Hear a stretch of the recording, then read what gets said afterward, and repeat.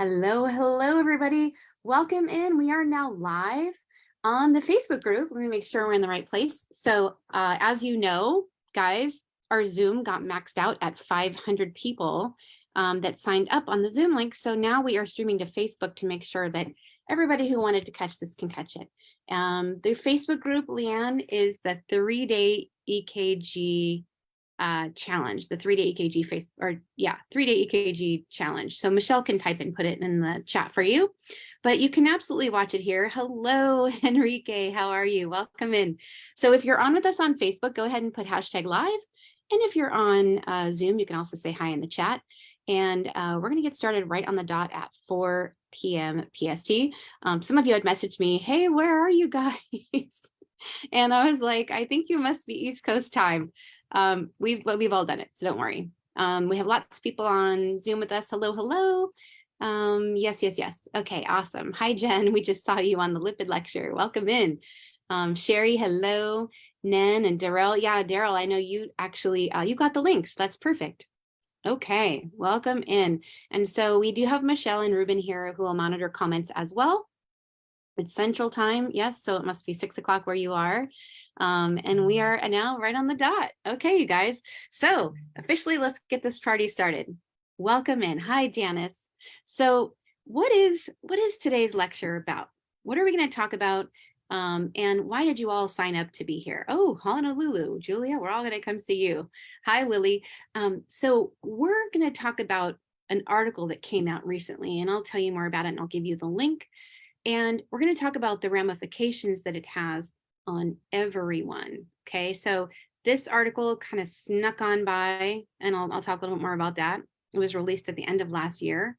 And there are some things that are very worrisome that we now need to put on our radar. So if you're wondering why you're here on a Sunday afternoon or evening, this is why. Okay, John, yes, hello, John. Oh, that's right, Frisco. Love Frisco, Texas, and Peru, New York. John, I gotta make sure I stay connected to you. I wanna visit New York. I can come say hi. Okay, so let's get started. Who am I and why did I invite you all here tonight? Now, a lot of you have come from our 3-day EKG challenge, right? But a lot of you are just meeting me from maybe Instagram or TikTok or Facebook. And if you're wondering why I've been sounding the alarms to get you all here, the reason is simple, okay? There are some new guidelines that came out, and they are very, very, very critical that we all know them. And I'm going to share with you those findings, what they look like, as much as I can, but I do also want to honor your time and keep this as short as possible because it's a Sunday night. But in case you haven't met me, hello, I'm Jen. I've been a PA for 16 years. Yes, I just recounted it the other day, and I was like, okay, getting up there. But at the same time, hey, that also brings me some wisdom, hopefully, that I can share with you. I trained at the UC Davis FNP PA program back in the day. And prior to that, I was a paramedic. So I know we have lots of medics here. So hello, hello. And I was a paramedic for 13 years. And I've also done a lot of articles in both urgent care journals and PA journals. And I lecture nationally all over the country at different conferences. So PS on that note, while I have you guys all here, in case you want to meet up live this year, I am touring, so to speak, towards the last half of the year. And we'll be going to Pensacola, Orlando, San Antonio, of course, with our wonderful Michelle Barkley. And we'll be going to Las Vegas and Chicago. So if any of those sound interesting to you, shoot me a message. I can get you the details, but I'll be doing an 8-hour course live for a conference. So I'll talk to you guys more about that. Cecilia says, hi, Remy. Yes, this is Remy. Hi from Baltimore, Lisa. Oh my gosh, this is so awesome. Chris, you're in Pensacola. Make sure you message me if you want the details. Hello, Robert. Okay, so it's so exciting to see all of you guys, and thank you he barked at me 3 times on Facebook. Oh, that's right. Yes, I remember that. I am doing a session, Bria, at AAPA, actually. I'll be doing the basic EKG workshop. I believe it's on the 20th, so maybe I'll get to meet you there, Bria. I'd love to meet you. But anyway, so also here's Remy, my EKG reading German Shepherd. A lot of you have seen him, you know, on my Facebook page. He often gives you guys little EKGs to read. And yes, he is an EKG reading German Shepherd. We're getting him a collar, actually, that's going to say STEMI with Remy. So that's coming. I'll post that. But anyway, that's us. And this is kind of what we do. Michelle and our whole team, basically, we're all here to kind of make your life easier in this free group where we have, I think, over 16,000 people now, and we're all dedicated to helping each other win. So if you found us, we're so happy you're here. Okay, welcome in. I see, Lizine, you have a question. I'll be posting the dates for you later. And if there's any more questions, just post them in the chat and I'll be monitoring that as well. Okay, so Dallas, oh yeah, Karen, maybe message Michelle Barkley. She can give you the deets. And Willie's here, yes. Okay, so what are we going to talk about tonight? I posted this, if you saw a little earlier, I posted this little magazine cover where we're going to talk about, are you ready for your next chest pain patient? Do you know the new STEMI equivalents? And if you don't, I'm going to share them with you. The LAD is talking to you, Wellens warning. If you don't know what that is, we're going to talk about that as well. And why you should worry about hyperacute T waves. I think it's fun when we put things in magazine styles, right, with headlines. And basically, this is just the things we're going to cover today. Okay, so start getting excited. Put some fire in the chat. If you're on Zoom or if you're on Facebook, give me some fire. Help me light up the screen with the info. All right, now, if any of you, yes, thank you for the fire. So why this? Why now? Okay, now, about a couple weeks ago, I was reviewing this article that came out, and I literally my jaw dropped because I realized that this article was labeled chest pain consensus guidelines for the emergency room. And I realized that, yeah, pretty much the only people who may be reading this are people who work in the emergency department, which I certainly do. I work in ER and cardiology, but I was like, but what about the rest of the people in primary and urgent and all the rest of the settings, right? They need to know this too, because the EKG findings are still lethal and worrisome. And I see them everywhere I work, right? I see them in cardiology. I saw them in urgent. So we still need to know what to do with the findings. People don't always screen themselves. And so I began to get kind of scared for my colleagues. Okay, I got scared for my colleagues. Jane, I'll get to your question at the end. Thank you for putting that in. I love it. But here's the thing. I realized that most of us are either NPs or PAs. If you're a paramedic or if you're an EKG tech or if you're a student, wherever you are, right? You're all on the healthcare team. And when you win, we win, right? This is about a we thing. And so the ultimate goal is that all of our patients win. And that's what we want for you, is for your patients to win. So if you're wondering why here I am on a Sunday night, and Michelle and everybody else on the team is here, it's because we care. And so that's the big difference. And if you've ran across like other EKG programs, like we care about you knowing this. So that's why we made this class free tonight. We really, really want you to know it. So dig in, get ready to take some notes. Hi, Sarah, nice to see you. And let's get started. So I got to just really quickly talk about why reading EKGs is high risk, because here's what I thought, and you may have thought as well. I thought that the EKG software would tell us the answer, and it didn't always do that, right? It was wrong a lot of times. And yeah, Danielle Kiesling, I know, you really know, you're in our 30-day EKG challenge. You know, we walk the walk, right? So, but they're high risk because you can't rely on the machine software. And I'll show you some data on that. I actually pulled some for you. And I'll also tell you the part of the problem is that we're not taught enough about EKGs. And that is not a knock on anyone or any school or any profession or anything else. It's just that there's so much to know. And the landscape keeps changing. So somebody's got to keep up on the journals, right? And honestly, if you're working 5 days a week and you have family and kids, you don't have the time to do it. So that's why we'll break down this article for you and hopefully make it a little more user-friendly than just like the long text. But here's the thing also, if that journal's out with this data, it's not just us who's reading it, right? It's also the attorneys who are reading it. So what we don't know will hurt us. So I'm going to kind of focus you in on what you don't need to spend much energy on. PS, that's axis deviation, and I'll support my claim later. And what you need to spend even more time on than the EKG, and that is listening to your patient, because that old adage, your patient will usually tell you what's wrong with them, is really true. but we need to actually listen. So if you always take that approach, listen to your patient, think worse first, you'll never be burned. Okay, so let's keep going. Now, EKG findings you must know. We're going to give you the list about halfway through, along with the new guidelines update. And here's the shift in thinking that I think is something that unfortunately a lot of folks didn't get the memo on, that STEMI is not enough anymore. Knowing STEMI. I mean, yes, honestly, a lot of providers don't even know that list, like, 1 millimeter and all the leads except for V2, V3, that criteria for STEMI, that's, intergalactic guidelines. A lot of people don't know that, but honestly, it's confusing. But some people don't even know that. Then you add on the rest of this stuff, the occlusion MI, you may have heard that term. That's all the stuff that they're talking about. But here's the good news.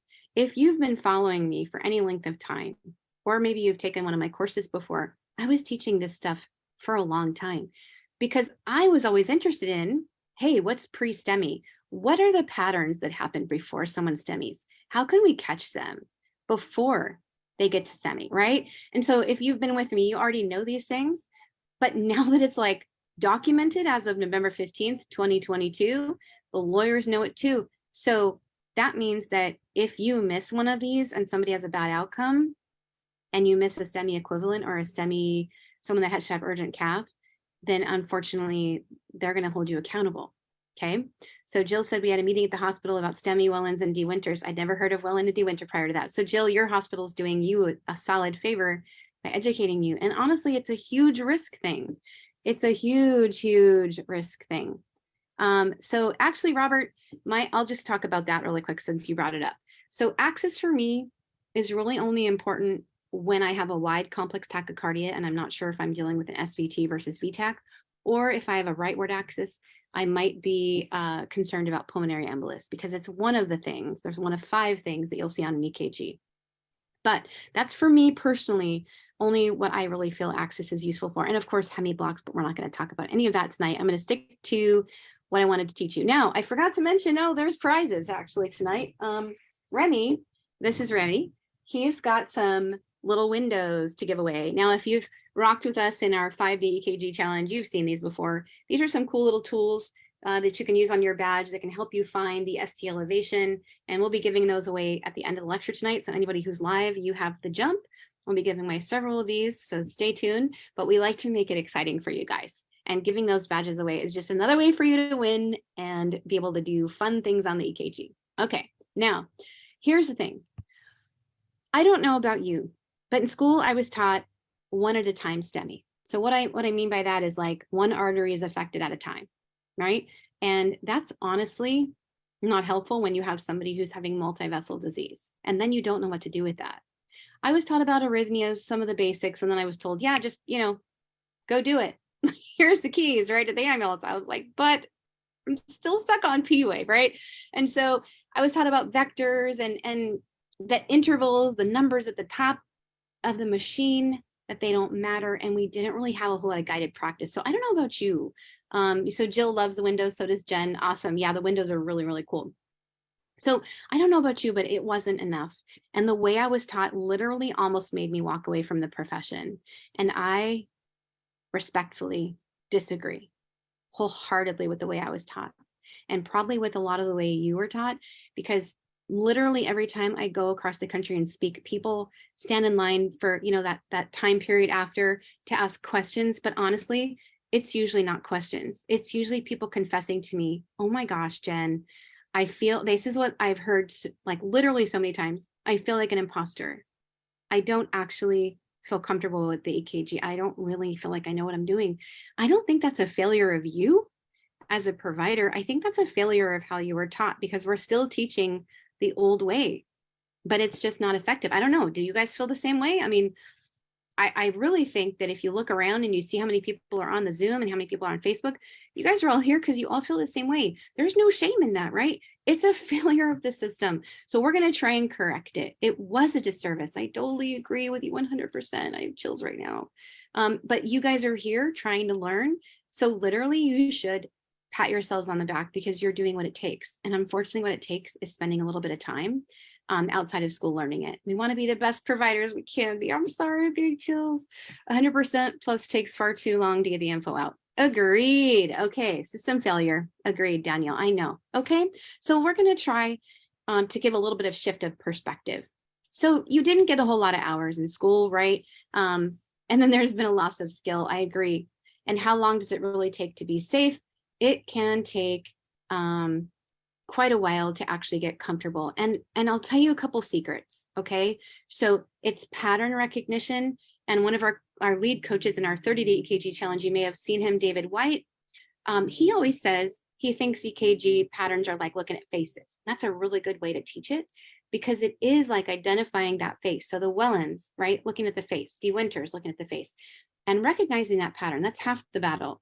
So literally you could just focus on those high risk things and memorize like those 5 patterns and literally have a very solid hold on how to really stay safe and decrease your risk in just doing that. Not that you should just do that. So Rebecca says, learning and ongoing refreshing. If you don't get to use it, you're rusty. That's why coming to our group, we have a challenge, I think almost every month. And coming to that, it's free. Why not? Come brush up, come be amongst positive people that want to lift you up and help you practice, right? So Kathy says she just tries to keep learning, but I find I go back to the basics and then give up. Yeah, it's overwhelming, right? So that's why I think that what you really want to do is not get frustrated, because that's what happened to me too. I literally almost didn't go on to become a paramedic, even though it was the only thing I wanted to do in my whole life, you guys. Like I was crying like all the time. I was like, I'm so smart girl. Why can't I get this? Because I was learning from this book. I'm sorry. I'm going to throw this book under the bus. I hate this book. You guys might like it. You might have learned on it. I hate this book because I have PTSD from that book. Because I was learning on that book where they showed me vectors and axes first, and I almost gave up. Okay. And think of what a disservice that would have been if I gave up. So be encouraged by that. Okay. And be encouraged by knowing that if you just take the time and focus on the right things, that you won't feel discouraged. Okay. I'm so grateful for you too. Allison, I know, see, the people that gravitate towards me are I think are the people that don't like this book. And that's okay. You can like that book too. Honestly, it doesn't matter what you learn on, just find something. Okay. And if it's guided practice with us, or if it's any book, like just do whatever works for you, but do the thing, get good at it and don't get discouraged. Okay. All right. Everyone else had DeWinters. Yes, I know. Okay. So anyway, we've all had our PTSD.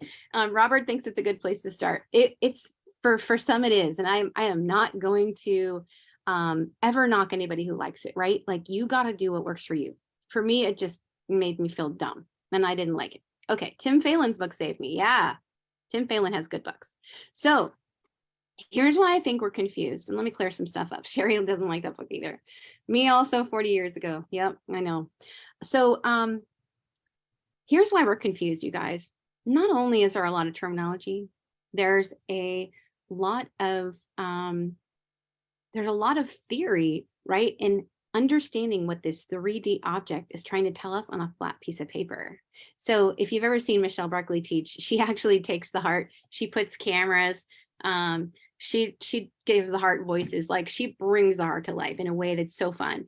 But literally, it's hard to understand that this is like a 3D object being represented on a flat piece of paper. It's like speaking another language. So in a nutshell, once you understand that concept and really bring that together, it starts to make a little more sense. That's part of the problem.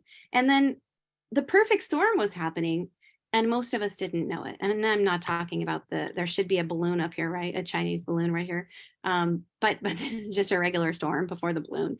And basically there's a perfect storm happening. And that perfect storm was that the machine is wrong 6 to 42% of the time. There is school not setting us up to win. There's this article coming out November 15th. And then there was the holidays where everybody's distracted.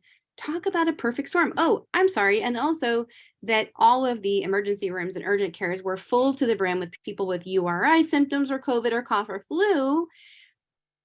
And all of us were tired. And a lot of people are quitting in healthcare, right? That's a perfect storm to brew this emergency that we're seeing. Okay. But then you get an EKG from a diseased heart and the EKG looks terrible. Yeah, that's also a thing. So unfortunately, right, is EKG textbooks are all perfect and wonderful. And then you get a real EKG with artifact and you're like, oh my gosh, what do I do with this? So learning on real EKGs is also important. So here we are eating our turkey, and this article comes out November 15th, 2022 in Journal of American College of Cardiology. And I'll get you guys the link it's in another slide. But the thing is I just want to kind of address, there's a pink elephant in the room. Okay. Yeah. And then yeah, exactly, Jill, I know the struggle is real. So in a nutshell, okay, the pink elephant in the room is that a lot of providers do not feel like they would catch a lot of these findings. And I know that a lot of people go to work every day and they're terrified and they're like avoiding the chest pain and they're trying to like figure out a way to avoid having to look at EKGs, and they don't have the support they need. And so with all of that, let's just be real with each other for a second. I mean, that's really happening. And I know that because you guys have come to me. So really the strategy is focus on, I'm going to give you the list of things tonight to focus on. So you can literally take my list, go learn those things and be super, super solid. Okay. But also just to let you guys know, in later this month, Michelle and I are doing a class in this group that's going to be, again, complimentary. Everybody's invited. And it's going to be going back to the super, super basics. So somebody put a post, and I thought this was so funny, in our group. And she said, I think it was she said, when's the class where somebody talks to me like I'm a kindergartner? You might have seen that post. There was like 50 people who commented me too on it or something. And when I was following, right? And I was like, okay, so clearly that's what's needed right now. And that's okay, right? It helps us know where you are. It helps us meet you where you are. And so Michelle and I are going to do 3 nights with you. And we're going to have 2 nights where we do breakout sessions and get to be a little bit more intimate with you guys, where we get to, half of you will be with Michelle, half of you will be with me. And then we'll do a workbook together so we can kind of help you knock some of these basics out. So just know that that's brewing. That's coming February 21st through 23rd. And a lot of people ask me, how do you sign up? You just come to our group on the 21st to 23rd. Only those nights we want you guys to use Zoom. Okay. We'll make sure that we have enough room for you guys on Zoom in that respect, because we want to do breakouts. Yeah, you saw that too, Jill and Cecilia. Good. So anyway, know that that's coming. But what we're going to talk about today, we're going to go a little bit more towards let's get you confident with the big things that just came out. Okay. And so can us hillbillies come? Of course, Willie, you always say that. You're so funny. So Willie's been in this group for, I think, at least 2 years. You've been rocking with us. So chest pain is one of the most common reasons for ER visits, but it's also in the it's also one of the reasons that people come to urgent care and even primary, right? You can't hide from these patients. They're going to come. So is it okay if you can't do all 3 days, Amanda? Yeah, this is just whatever you want to do. We're just here providing the info. It's recorded. And you can absolutely just watch it if you want to, right? We're just trying to provide value, and nothing's mandatory. There's no homework, right? Carrie says she saves the color-coded thing on her. Yeah, we do a color-coded thing in our workshop that Carrie saved. I love that. Okay, so let's go on. So here's something that, this is the article we're going to talk about tonight. Okay, and I give you the actual link a little bit later, and I can actually put it in I can put it in this feed too, as well in the Facebook group when I get done. But here's what it's called: 2022 Consensus Decision Pathway on the Evaluation and Disposition of Acute Chest Pain in the ER. Okay, who the heck's going to read this? Luckily, I read it and I was like, oh no, we got to sound the sirens, because there's stuff that's like appropriate for all the people. And so is this going to be recording? Yeah, this recording, Josephine, absolutely is going to be, we're going to put it on in the group, but we're also going to email it to everybody who signed up on Zoom on a special little link that you can click on and rewatch later to make it even easier for you. So don't worry, we got you, Josephine. So we think of all the things, we got you. All right. Anyway, this is the article. So guess who reads these? The lawyers. So we need to at least be aware of what's in it. We don't have to read the whole thing line by line, but I'm going to kind of give you a briefing. Okay. So a lot of folks, when I first mentioned this article, they were like, well, I don't work in the urgent care ER, so this is not for me, right? And you know what? It actually is. It is appropriate for us because I, in cardiology even, see these findings on a weekly basis in the cardiology office. And I'm like, okay, well, I got to figure out what to do. And luckily, I have my STEMI equivalents right on the top of my mind, so I know what to do. Now, what you don't know can hurt you. It doesn't matter what setting you work in, right? Whether you're EMS, whether you're RN, EKG tech, or PNP. Here's the thing. I got to tell you a story real quick. I have an EKG tech who's one of my really good friends, works at our local hospital. She is literally one of the best minds about reading complicated EKGs. She's an EKG tech, and she will often call things out to other people, like, hey, did you catch that? And they'll be like, oh no, right? And they'll look at her kind of funny, but she's taken the time to learn the things, right? So I don't care what level you are, we all need to know this. So here's a couple of snippets from that article.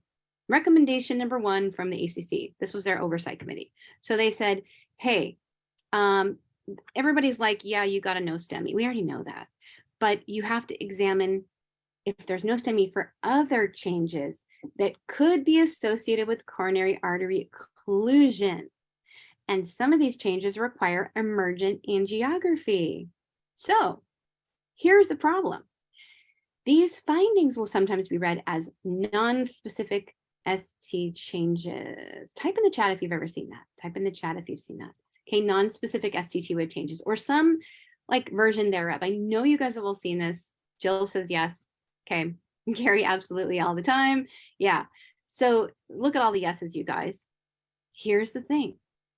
I'm going to give you the list of things when it says that, okay, to look for. I'm going to give you the list because here's the thing with that saying, that phrase, a lot of people will just refer to cardiology.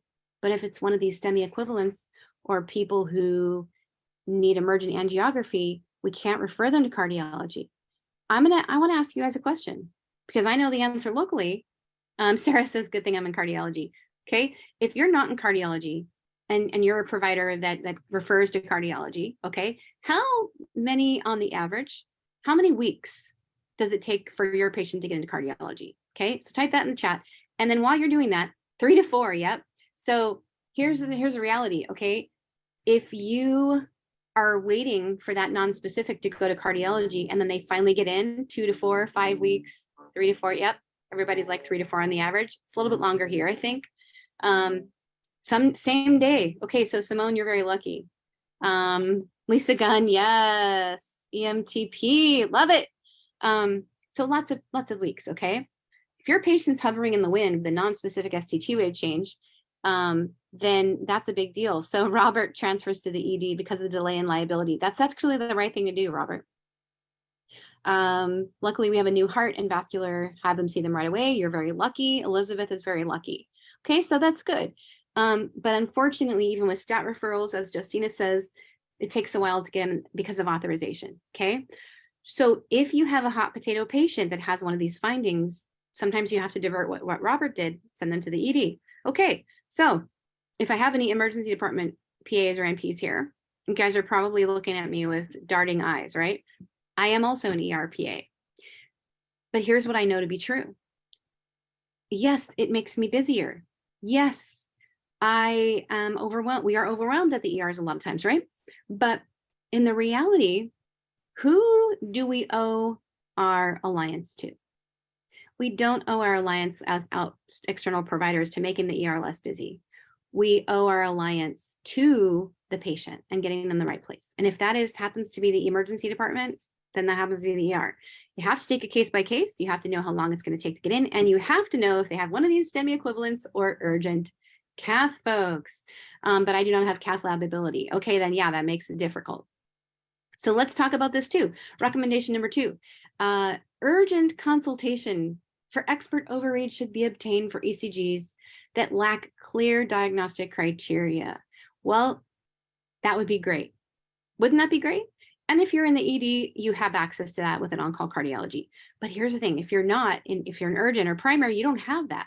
So one of the things they recommend is look for dynamic changes, because dynamic changes will never be good, okay? What does that mean? It means if you have a patient, you do an EKG, In another 5 to 10 minutes, you repeat the EKG and see if anything changed. If you have dynamic changes, you know that's worrisome for ischemia, you automatically bought them a trip to the emergency department. Okay. And then the other focus is being placed onto the posterior EKG. Okay. So if the suspicion is high, and we'll talk about what the criteria is for that, but they're basically saying that all, like the back of the heart, who gets no love because we're not looking at it with the routine 12 lead, we should be worrying about it, even though we can't see it with routine 12 lead.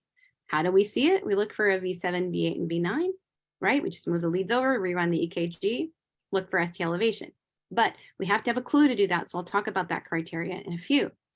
But doing dynamic EKGs is important if you're not sure, okay, if you don't have expert consultation.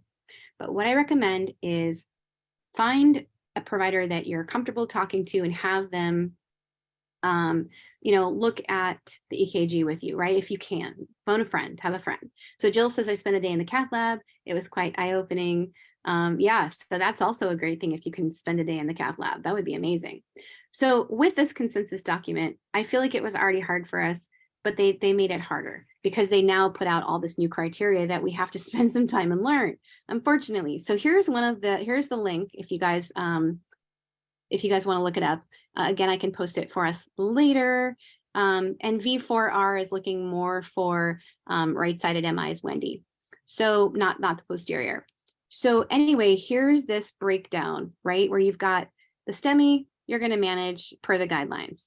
Cool. Other findings, you're going to do these short intervals like we just said the last slide. But here's where they're really spending the most time kind of wanting us to hone in on this area here. Okay, so remember, if you've ever been to any of my classes, I always talk about the direction of the T wave. We're going to talk about that a little bit more tonight because it's really important. And the direction of the T wave, whether it goes up or down, is really important. And also the ST elevation is really important. That's why we're giving away some of these windows tonight, because it has a little red line where you can actually look for ST elevation through the plastic.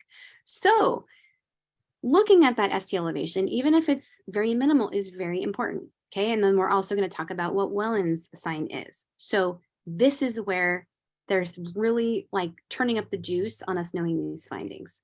Okay, and this is somebody protesting, and I changed her sign to STEMI is not enough, because in the world that we were raised in, we were taught STEMI or no STEMI, and everything else is just non-specific or NSTEMI. But that pathway, that way of thinking is wrong. And there's a paradigm shift happening, and we do not want to be left behind. Okay. And basically, if you want to deep dive into this, if any of you are super like, oh my gosh, this is so great, I want to learn more. Okay. You can actually, there's something called on YouTube. There's something called the OMI Manifesto. And one of these amazing ER, I think he's an ER doc, basically did this talk. It was so good. So you can look that up and learn and read really deep dive. But I'm basically just going to show you the findings, because I don't feel like you need to know the why or the what the movement is for OM. I don't think you need to know that. You just need to know how to spot the things and what to do. We're already buried enough. But if you're super into it, we can get you the link. Okay. So the paradigm shift is that the earth was flat a long time ago, just like STEMI was the only thing that mattered a long time ago. But now it's changing to these occlusion MI, or these little subtle changes are actually really important. So the big reveal, here it comes. Are you guys ready? Are you guys ready, set, go? So let's talk about the article. Here it is. This is the drum roll, please. This is our list. So let's walk through this together. Okay, this is where I would take notes for sure. So this is the new list of things that are STEMI equivalents. So we talked about posterior, and that's basically, in a nutshell, if you have depression, okay, in V2 and V3, you think about a posterior MI. When you do the V7, V8, and V9, you just have to have 0.5 millimeters of ST elevation. Okay, that's easy. There's also something called Scarbosa's criteria.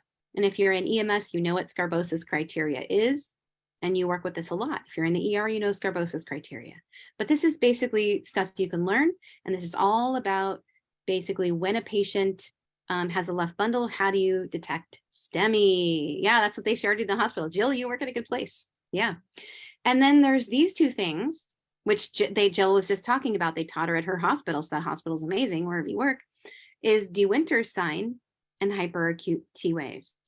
Okay, so if you see any of these, but especially these, this is where you really need to sound the alarm, and it's treated just like a STEMI, which is like, what? Some of you have never heard of this before. So what are DeWinters? Okay, DeWinters is basically ST depression in V3 and V4 with really big T waves.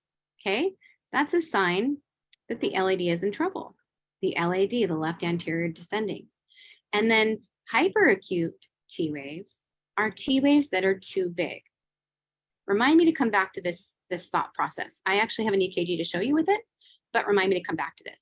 So these are all STEMI equivalents. Now the next part of this, oh, Shasta Regional Medical Center. Wow, awesome.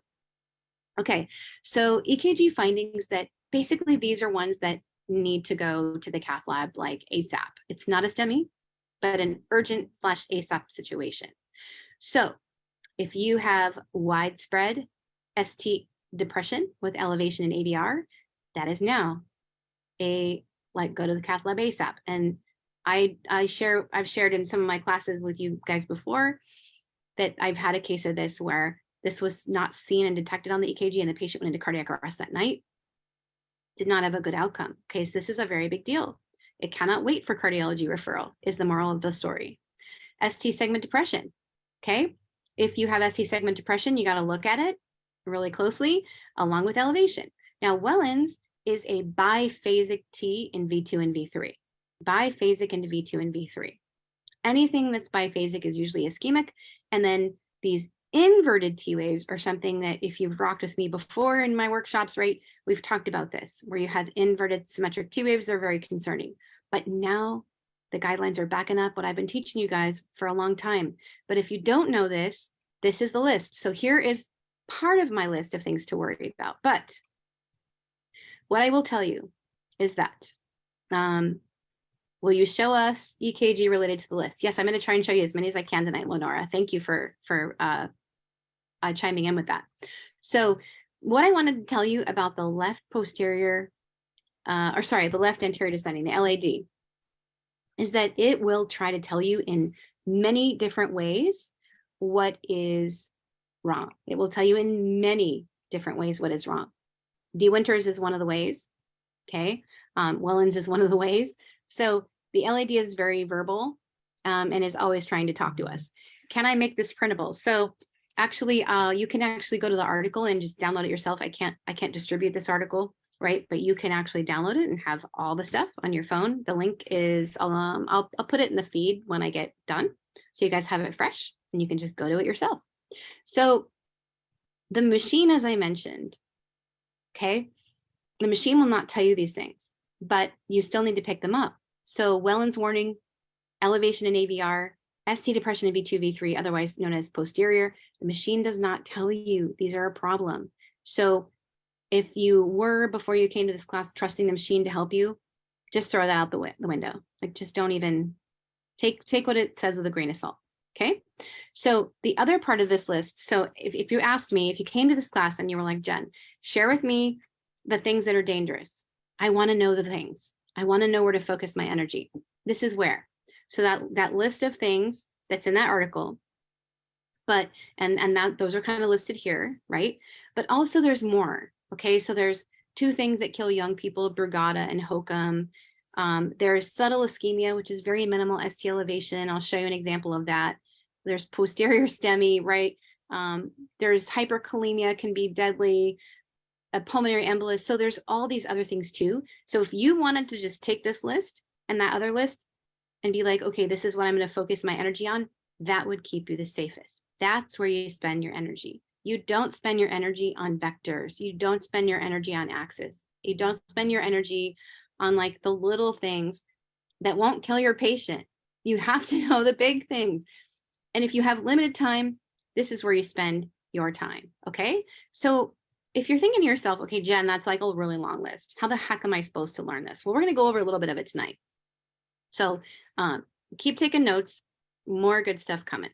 So the first step in this is really knowing your waves. Okay. Rita Pita, thank God.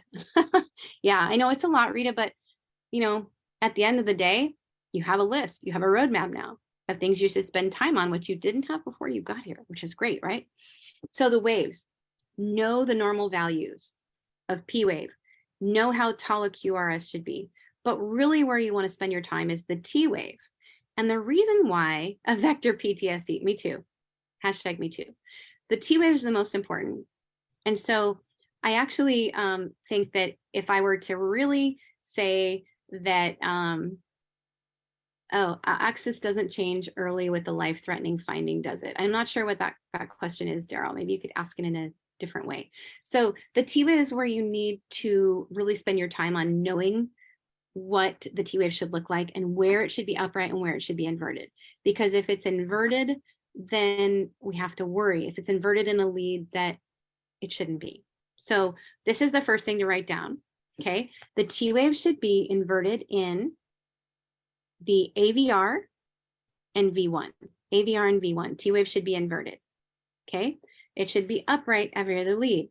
So in honor of Valentine's Day, when you love someone, you learn everything there is to know about them. Isn't that true? When you fall in love, you're like, oh, I want to learn all the things. Well, we need to fall in love with the T wave because that's where really the value is in learning what the rules are. So T waves, they shouldn't be too pointy and they shouldn't be too big.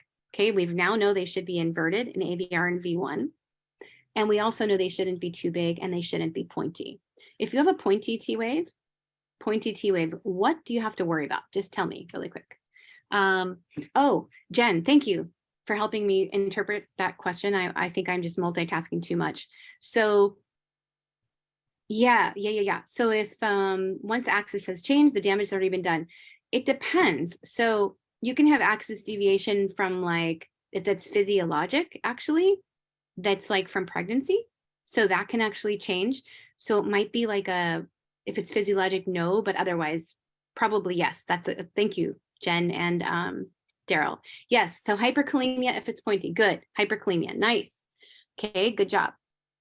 All right, so the other reason though for them to be big is ischemia, and that's what hyperacute T waves look like. Okay, so T waves that are too big for their QRS are also ones to worry about. So yes, pointy, but also big.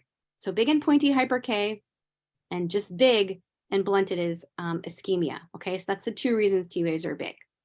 Now, again, upright in all leads except for AVR and V1. And these are the T waves rules that save me every day. The other thing is that the T waves should be a little asymmetric.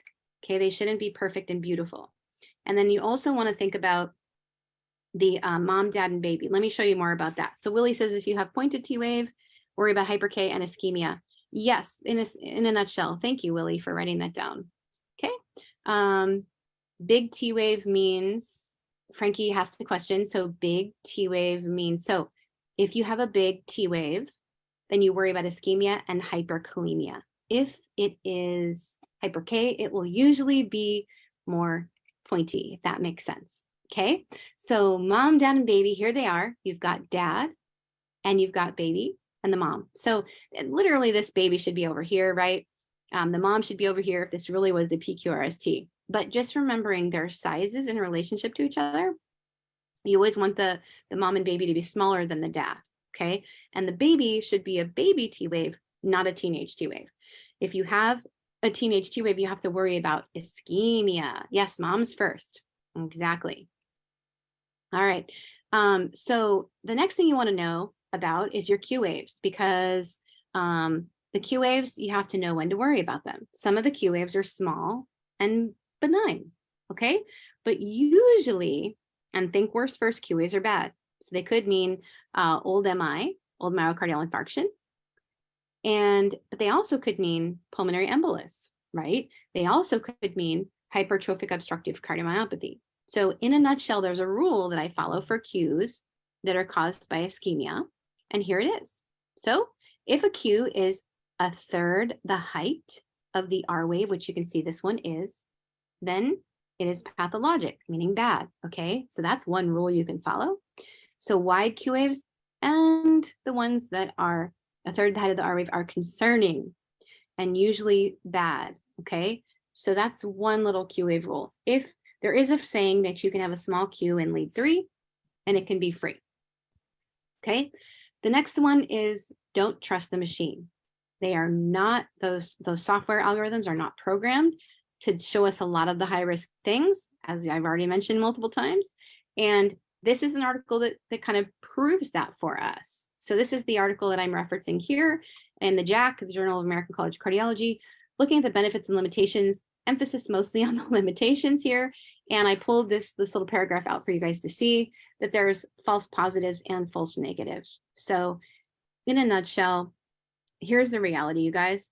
Honestly, when they did all the testing, the cardiologists, the ER docs, the paramedics, everybody, nobody was 100%.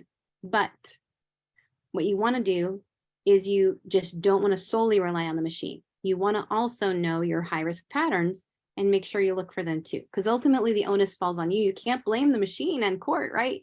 You have to actually look at the EKG yourself. So don't trust these darn machines. Here's an example of an EKG where it's saying normal ECG. No, it's not. I respectfully disagree. This T wave is inverted, which is not normal because remember, I just said the only places the T waves are allowed to be inverted is AVR and V1, okay? And also the PR interval is too short. It's not 120 to 200. I respectfully disagree. The machine is wrong. Now, this EKG right here, ECG normal, this ECG is not normal either. The ECG is not normal either. So let you guys look at it for a second. Leora Carter says, is the software on the computer just the same as an actual EKG machine?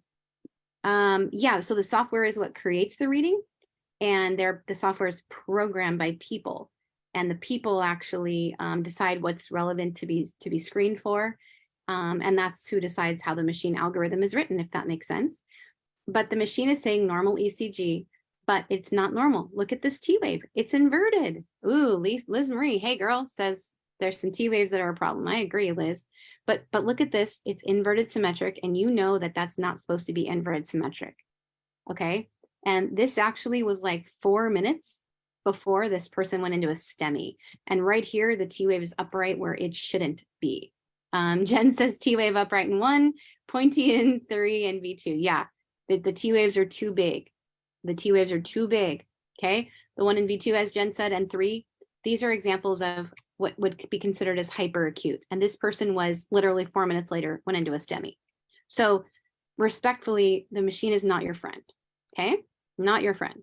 The Q wave is my nemesis. I really have a hard time seeing them. I know the Q waves are hard. That's why I think that you need guided practice.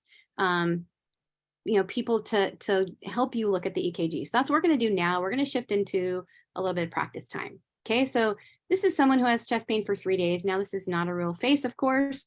Patient has a history of hypertension, hyperlipidemia, and diabetes. Isn't that really kind of the trifecta for creating heart disease? And, he put a little fuel on the fire by smoking previously. And he works as an accountant, which is a very stressful job, actually. So chest pain for 3 days, you want to know a little bit more about it. You're going to ask him all the things. But of course, you're looking at this EKG and the question you're asking yourself is there any STEMI? Because that's always our first question. Okay, so is there STEMI? The key is taking and making your lines, right? And finding if there's ST elevation. And then is there ST elevation in more than 2 contiguous leads? And if there's any depression that's significant. Now the significance, and I'm not doing that great of a job at my drawing, the significance is that it needs to be 1 small box to be significant in these leads. So this technically does have 1 millimeter or more of elevation, so does this.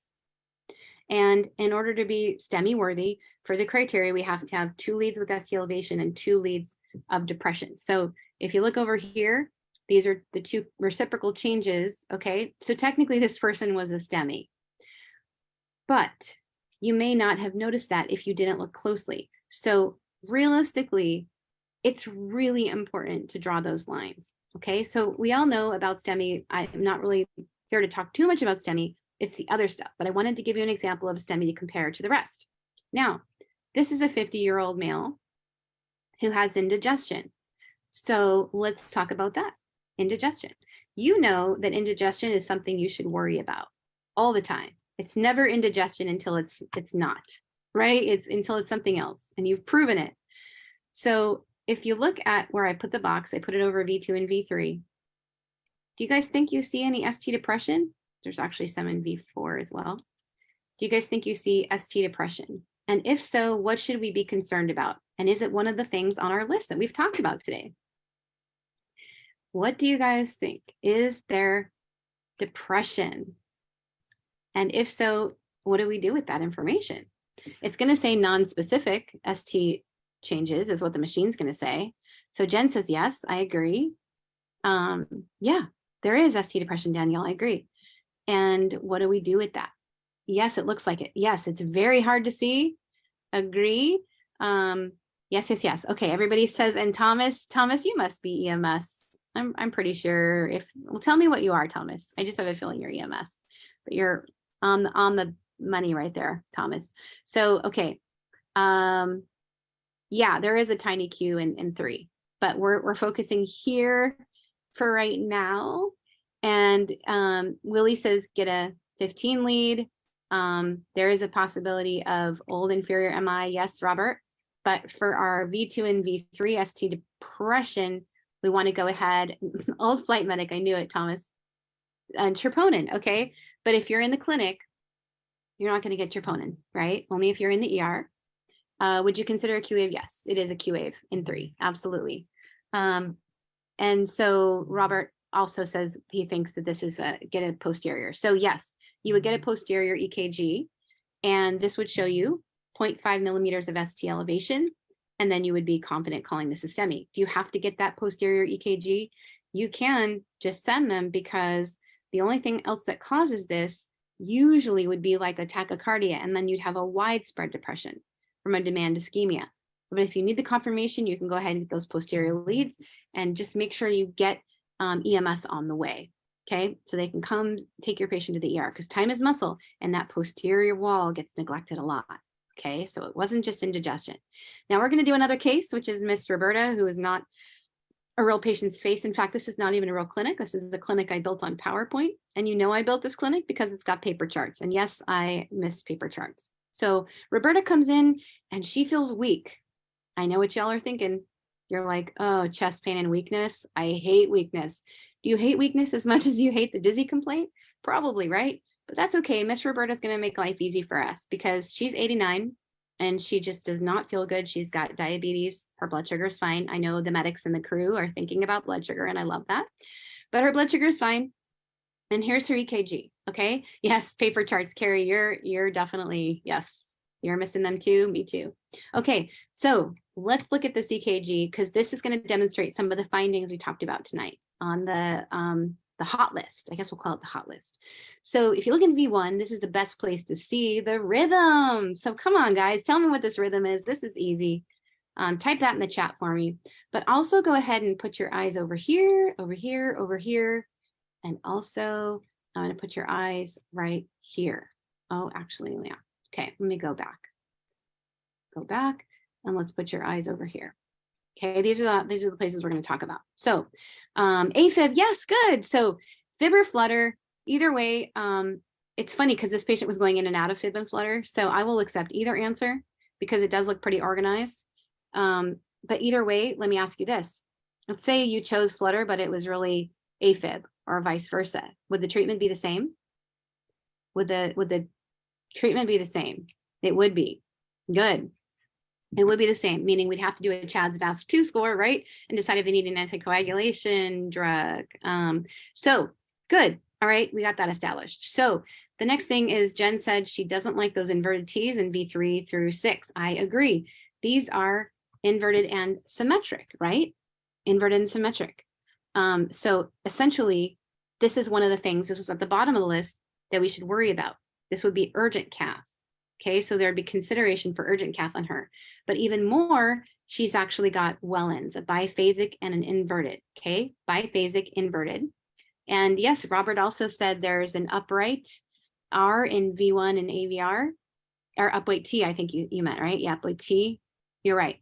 in AVR and B1. So that's also not normal. So lots of abnormalities on this one. So what do you think we should do with her? What do you think we should do? She's got these T inversions, this biphasic, also known as Wellens warning. And what did it say on our chart we should do with her?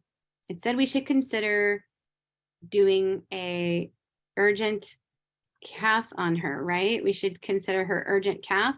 So that's actually what she got. And it didn't matter that her troponin was a little bit elevated. Her troponin was a little bit elevated. That helped us make the decision, but I love all of you who said cath. Thank you. So she did go to the cath, and it ended up that she did not have any coronary artery occlusions. Wait, what? Are you serious? With that EKG? She had no coronary artery. What are you talking about, Jen? Yeah, she didn't, but she did have a low ejection fraction and transfer fast. Yeah, she did have a low EF, and she had some apical akinesis. So she had a stressed out heart. Exactly. What's that called? There's, oh, good, Mackenzie, good. It's called Takatsubos. So that's why we have the octopus, Japanese catching pot. Okay. And essentially, this is what the echo or the cath will look like. There will be that apical akinesis, and that's down at the bottom of the heart, will not move well, and it's associated with low ejection fraction. It's also known as broken heart syndrome. So again, sometimes that's a reason for those T waves to be like that. So we always consider ischemia, but there may be other things going on. But she was a great case for us to see the findings on the EKG and know that we needed to get her to cath. So somebody asked me recently, Jen, is Takotsubo something you're going to diagnose that on an EKG? No, you will never diagnose it on an EKG. It will present similar to STEMI a lot of times, but you will never diagnose it on the EKG. So Takotsubo's, they mentioned that in the cath lab, hadn't heard of that one either. And yes, the echo would also be beneficial. And it's not from an old MI because her arteries were wide open. It was from stress, actually. She was under a lot of stress. It presents like a STEMI, Sarah says, but clean cath and wall motion abnormalities. Exactly. Good call, good call. Okay, we got another case for us. Carmen says, sure can see it in the cath lab when they do the LV gram. Yes, you can. Thank you for mentioning that and bringing your expertise. Okay, so another case, usually stress related to death, divorce, etc. It can be something more minor though. It doesn't have to be as major. Hers was, she was in a trailer during COVID and not getting much exposure to folks, and just felt really lonely and was watching the news for 17 hours when there were some riots happening and things were burning. So she actually, that was her stress. So on her discharge instructions, she was advised not to watch the news anymore, which is good discharge instructions, I think, right? Have you ever put that in your discharge instructions? Yeah, Kimberly, broken heart. Exactly. I know, it's so sad, Jen. So let's do this case. This is not a real patient's face. And yes, Juliet, it is reversible. That is the good news with medical management. Usually 3 to 4 weeks, they will get better, which is the great news. So this is our new patient. Okay, this is not a real patient's face, but he's got chest pain for 3 days. And it's worse today. And his history is positive for hypertension, hyperlipidemia, diabetes. He only has one kidney. One kidney. How many of you guys are worried? Okay, so he's talking to his daughter. She says, please go to the hospital, Dad. He says, no, the COVID is there. I'm not going to go to the hospital. I'm going to call the cardiology office. I'm sure I can get seen by them. So 3 days go by. He finally gets taken to the cardiology office and gets in. And they do an EKG on him, which I'll show you. And he describes it as his PQRST, worse with walking, so exertional. It's a pressure. Okay, have you read the textbook about bad things, right? It goes to his neck, 6 on a 10, there for 3 days, and also didn't respond to 5 nitro he's taken today. That's worrisome. So here's his EKG. I'll let you look at this for a second. Okay, so he has some of the things. He has some of the things that we've on the list here. Notice it says ST wave abnormality. ST wave abnormality, okay? So the couple things that kind of stand out are these upside down T waves, again, inverted, and they're symmetric, right? That's a problem. But he also, as Jen acutely pointed out, Jen's in our 30-day EKG challenge, in case you guys are wondering, he's got some hyperacute Ts. So these T waves are too big for their QRS, also known as hyperacute. So we are worried about ischemia with him. but he doesn't want to go. So good job, Wendy. Good big T waves in V2 and V3. Strong work. So he doesn't want to go to the ER. His family's been begging him for 3 days. What do you want to tell him other than you could die, right? That's the standard thing. Everybody knows that, right? But what's the concern? Well, sir, you could have a significant coronary artery occlusion. You could be having a heart attack. Time is muscle. It's a good one. Also, Candy said upright T wave in V1. I agree. Good job, Candy. Wendy says, listen, dude, you have one heart. I like it, Wendy. Tough love. But yeah, that's true, right? So whatever you said convinced him to go to the hospital. He's super grateful because as soon as he gets there, what happens is he is 5 minutes after this EKG. Yes, it was 5 minutes. He is now code STEMI. He would have now met criteria for his hyperacute of STEMI equivalent, but he still was code STEMI because that's what happens prior to going to full STEMI. So he goes to the cath lab, he gets a stent in his circumflex and his LAD. Okay, so he's very grateful he went. But unfortunately, the next day, think about your kids. That's a good one. I like it. The rapid response team goes to his room and he has more chest pain. And unfortunately, he's a STEMI again. So they take him and he goes back to the cath lab and they can stent his circ, but not his LAD. So now, unfortunately, his heart isn't squeezing as well. And he's had 2 loads of contrast dye on his one kidney. And it's catastrophic, right, for him. And unfortunately, his ejection fraction is now under 35. So what do you think the next thing that's going to happen? Listen, sir, if you get this early, you won't be a cardiac cripple that your wife will have to take care of. Spoken like a true RN. I love it. Heart failure. Yes. GDMT. True. He didn't need a cabbage, although they did consider it. Mackenzie wants to put an IABP. Okay, potentially if he's unstable. But what's going to happen arrhythmia-wise? What's going to happen the next day? And this is a real case. P.S. Robert says LVAD. So Michelle, Robert, and you should connect.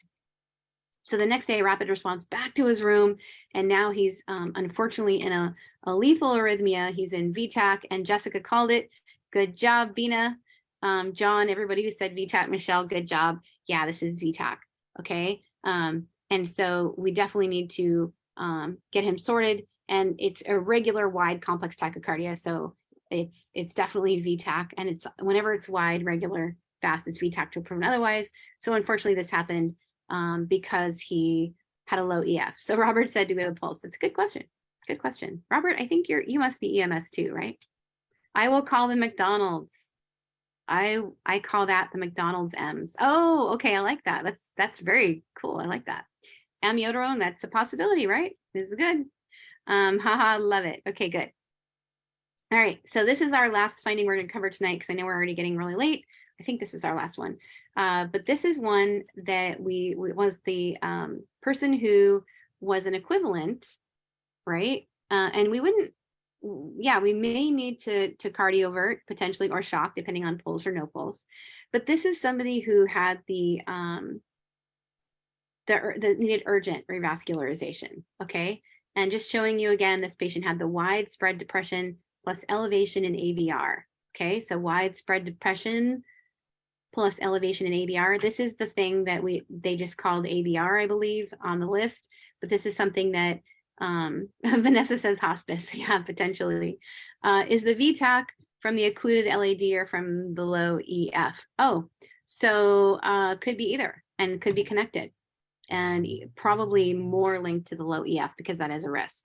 So yes, Michelle says this is ST elevation in AVR with widespread depression, and this was exertional discomfort in his shoulder, which is an anginal equivalent. So this patient ended up going and getting a stent, actually in his LAD.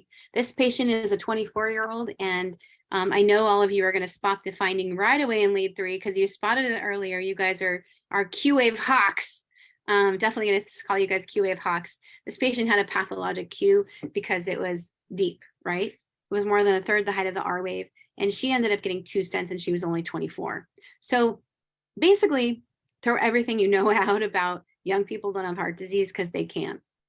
So we just have to be really, really looking for these findings that we've talked about tonight and really have eagle eyes, because if we don't, we could absolutely miss things. So which finding are you most excited about? Yes, Willie Mead. Okay, so which finding are you guys most excited about? So type in the chat, which one did you learn tonight that you're so excited to go out and find? Which one is the most exciting? Was it Wellens warning? Yeah, Michelle loves Wellens. John loves Wellens. Yeah. Well, I think everybody's Wellens fans. Okay, cool. Yeah, hyper cute teas, but mostly Wellens fans. Oh my gosh, you guys are awesome. AVR. Okay. Takasubos. Good. Okay, so we have lots of people learning things tonight. This is awesome. All of them, Willie says. Okay, so seriously, how can I learn more? Jen, this has been so amazing, but like I feel like I just got car washed. I really maybe need to learn more about this. Everything good.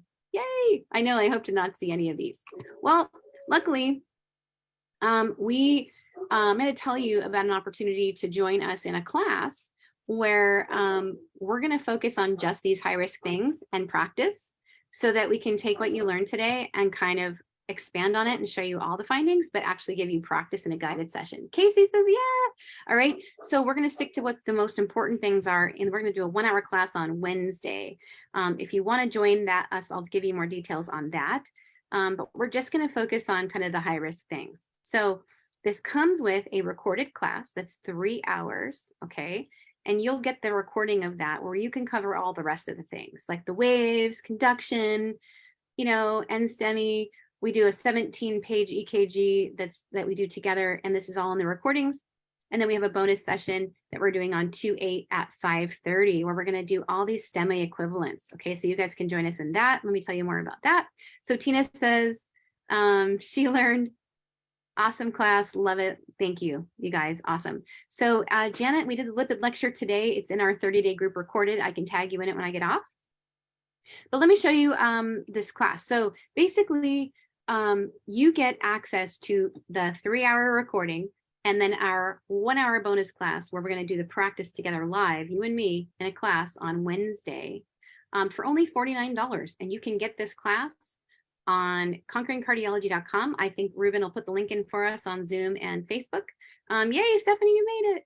And Rita, we appreciate you too. But I'm going to show you basically what's inside this learning portal that you get access to, because it's not just this 1-hour class with me on Wednesday. It's actually a bunch of other things too. It's a whole 3-hour workshop plus some bonuses that you'll have lifetime access to.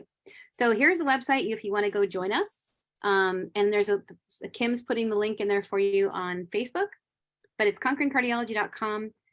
John's putting it in there as well. You can hop in and grab your seat to that class where you get lifetime access to 3 hours. You get 3 hours of CE, and then you get a bonus class with me on Wednesday, where we're going to be on Zoom practicing all the things. Okay.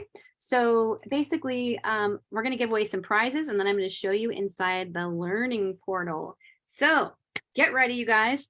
Put in your hashtag. I'm going to go ahead and draw the winners when I get off, along with putting the article link in there for you. Along with, I'll be welcoming some of our people who join with us. I'll be sending you welcome emails.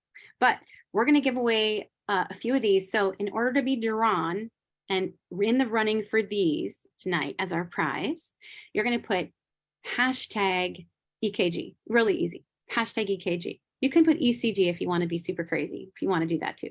But hashtag EKG, I'll be drawing the winners and posting them in the Facebook group tonight.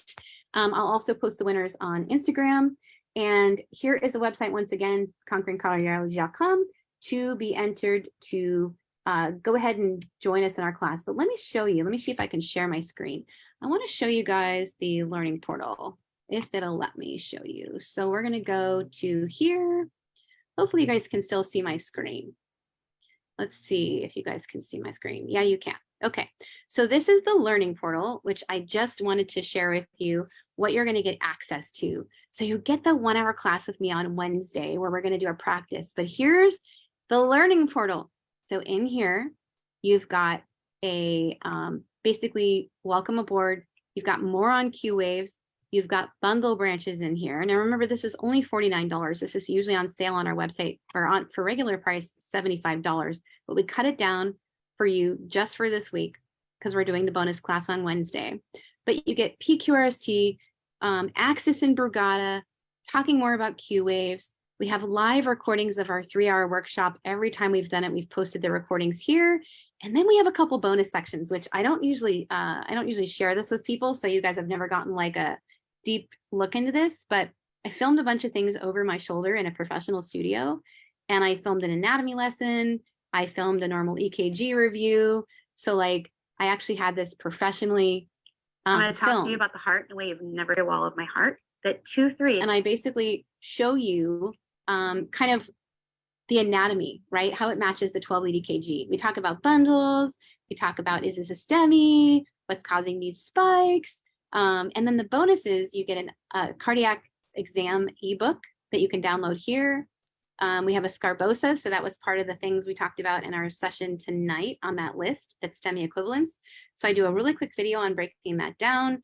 I do another anatomy video, and then I have some board review questions. There's 108 questions that I put in here for you guys in case you need board review that's in here. And then you got your CE stuff down here. So this is all stuff you get access to if you join us. And so we'd love to have you. So let me see if there's any questions. It looks like we're putting that in. So let me see. Everybody's putting the link. Okay, so I got the EKG. So I know who to draw from. The double arrows make me dizzy. I also like to see that talking heart. Awesome. Thanks for being here, you guys. So I don't see there's any questions. Are all they recorded? Yeah, they're all recorded. You get instant access, but then we'll be putting the recording of what we do on Wednesday, where we do our practice session. We'll be putting that in there as well. You guys are so welcome. So have a good night, Robert. Yes. Willie, thank you. I'm going to hang on here. If you guys have any more questions, feel free to answer them. I think somebody asked a question a little while back, something about 3rd degree block. Basically, watch for your rate related. That was Brian. You just posted it again. Yeah, rate related medications. So you want to definitely watch out for that. So rate related. Thank you for putting the link, you guys. And Wellens is specific to V2 and V3. Yes, that is true. If you have biphasic somewhere else, it's still a problem though. It's just not called Wellens. So yes, John, you just signed up. Cool, I'll be seeing you. Can rapid AFib cause low EF? Yes, it can. Absolutely. It's one of the things we think about. And I think I got all the questions. Oh, thank you for reminding me about Axis, Thomas. Yes. Yes, yes, yes. Can you give us the link to, yes, I'm going to be posting that on the Facebook group, Daryl, because I don't have it in my like copy paste right now. But yes, thank you for reminding me. So going back to Axis, I think I mentioned it really quickly already, Thomas, is that I was saying that it's really only important for like wide complex tachycardias to see if it's VTach or SVT. And in like a rightward axis situation where you might have a pulmonary embolus. Yes, Lisa, I got it. When I get off, I'll get it for you. Is there a time to worry about isolated T-wave inversion? Yes, there is, especially if it's in lead 3, you might want to consider a pulmonary embolus. So Laura, you just signed up. Congratulations. I'll see you inside and I'll see John. It looks like you guys signed up. And then Jen, I couldn't comment, had to go out and in. Do you have a question? Oh, you put EKG. Got it. Okay, awesome, guys. I'll be posting all the things when we get off. And I look forward to seeing you guys in the class. Deanna, I will be posting that in our Facebook group. We'll also include it in our email that we send out with the replay. Is the Facebook page public? Malika. So you have to join. It's the 3-day EKG challenge. It is not public. You have to actually be accepted in, if that makes sense. Because we don't let just anybody in. We want to make sure it's just medical providers. So Jill says, thank you. I'm still learning. Yes, yes. Are the CEUs for RNs also? Yes. Good question. Are they for PAs? Yes. They are for medics as well. Shannon, you signed up. Yay. Elizabeth, thank you for being here. And Jess, yes, thank you. Robert. And thank you for everybody who commented and played along with us. We absolutely love it. And if you are looking for the replay, check your email. Tomorrow it'll go out. And if you, yay, Carla, you signed up. Yay. I know you've rocked with us before. You know the value. Love it. We'll be putting the replay out tomorrow morning in your email if you signed up on Zoom as a replay, but you can also find the replay in the Facebook group. It'll be in the guides section. You learned so much. Yay. Okay. I think we got all your questions answered. And this was so fun. Okay, see you guys later. Thanks, Michelle, for being on, and Ruben and Kim. Thank you. Oh, Janet, yay!